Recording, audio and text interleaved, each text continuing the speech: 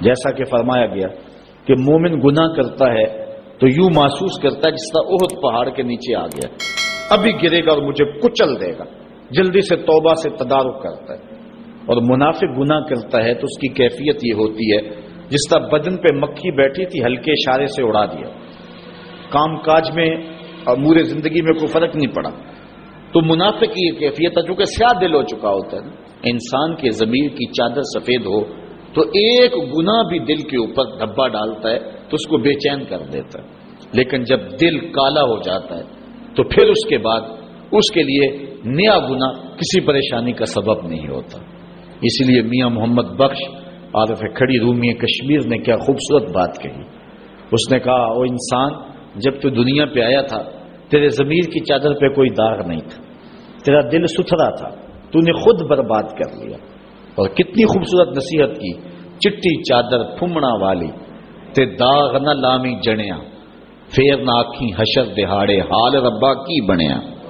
یہ چادر ہے۔ اور حضرت بابا بلے شاہ کا انداز بھی دیکھیے، وہ کہتے ہیں نفس پلیت پلیت چا کیتا اسی اصل پلیت تا نہ سے۔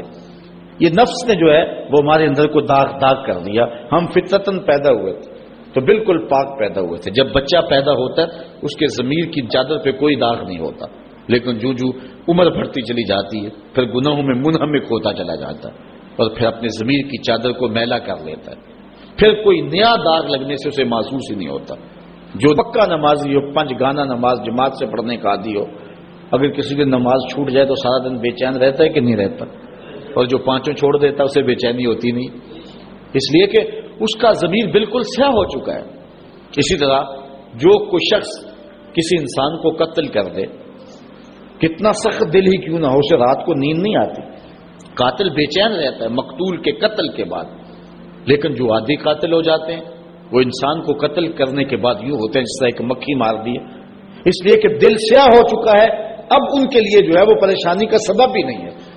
انسان کے دل پر شیطان قبضہ جماتا ہے، جب یہ غافل ہوتا ہے تو وسوسہ اندازی شروع کرتا ہے، اور دل اگر پورا سیاہ ہو جائے تو پھر شیطان کے لیے معاملہ ہی آسان ہو گیا، کیونکہ سمجھو کہ دل کے قلعے کی دیواریں منہدم ہو گئی، اب شیطان جدھر سے مرضی آئے جدھر سے مرضی جائے۔ ہاں، اب بھی اس کی اصلاح کا طریقہ ہے جو حضور نے ارشاد فرمایا۔ آقا کریم علیہ السلام نے ہمیں کسی معاملے میں بھی حضور نے تنہا نہیں چھوڑا۔ آقا کریم ارشاد فرماتے ہیں کہ لکل شیء ثقالہ وثقالۃ القلوب ذکر اللہ، ہر شے کو زنگ لگ جائے تو اس کا زنگ کسی نہ کسی شے سے اتارا جاتا ہے۔ کپڑے میلے ہو جائیں تو صابن وغیرہ سے صاف کر لیتے ہیں، یہ لوہا میلا ہو جائے تو ریگ مار سے صاف کر لیتے ہیں، ہر شے کا زنگ کسی نہ کسی شے سے اترتا ہے۔ اب دل اگر میلے ہو جائیں گناہوں سے تو کیسے دل پاک ہوں گے؟ ثقالۃ القلوب ذکر اللہ، کہا اللہ کا ذکر کرو دل ستھرے ہو جائیں گے، دل پاک ہو جائیں گے۔ جتنا زیادہ ذکر کرو گے اس قدر دل جلا پائیں گے اور دل نور پائیں گے، پھر اس کو ذکر بھی چاشنی دیتا ہے، اس کو فکر بھی لذت دیتا ہے، اس کو نماز اور سجدے میں بھی سرور ملتا ہے۔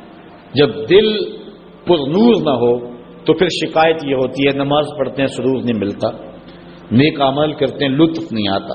اصل وہ دلوں کے اوپر حجابات آ چکے ہیں، دلوں کے اوپر پردے آ چکے ہیں، اگر وہ اتر جائیں اور وہ کثرت ذکر کے ساتھ جو ہے وہ پردے اتریں گے۔ انسان واضح و تلقین نصیحت باہر سے سنتا رہے اور برس ہا برس سنتا رہے، اس کے اثرات مرتب نہیں ہوتے، اور اگر اندر سے دل سے بات نکلے تو حضور علیہ السلام کا ایک فرمان ہے، ارشاد فرمائے اذا اراد اللہ بعبد خیرا جعل له واعظا من قلبه، جب اللہ تعالیٰ کسی بندے کی بھلائی کا ارادہ کرتا ہے تو اس کے دل کو اس کا واعظ بنا دیتا ہے، اس کا دل اس کو تلقین کرتا ہے، پھر حالات بدل دیتے ہیں۔ یہ ہے کسی شخص کے اندر سے آواز، ورنہ ساری زندگی بھی سنتے رہیں۔ کئی دفعہ آپ دیکھتے نہیں ہیں کہ ایک آدمی بہت زیادہ مجالس میں بھی جاتا ہے لیکن بدلتا نہیں ہے، لیکن اچانک کوئی بات اندر سے اٹھتی ہے، دنیا کی دنیا بدل جاتی۔ اسی لیے وہ کسی نے کہا تھا نا، کعبے گیا گال نہیں مکدی جو دلوں نہ مکائیے۔ تو بات تو یہ ہے کہ اندر سے اٹھے، اندر سے اٹھے تو پھر کائنات تبدیل ہو جائے گی۔ تو یہ دل ہے کہ جو انسان کو خیر اور شر کی طرف ڈال دیتا ہے، اور اگر کوئی شخص اس دل کو جو کہ انسان کا ایک بہترین واعظ ہے، اس کو مردہ کر دے اور اس کو برباد کر دے۔ اس کی بربادی کیسے ہے؟ عدم ذکر اور گناہوں کی کثرت۔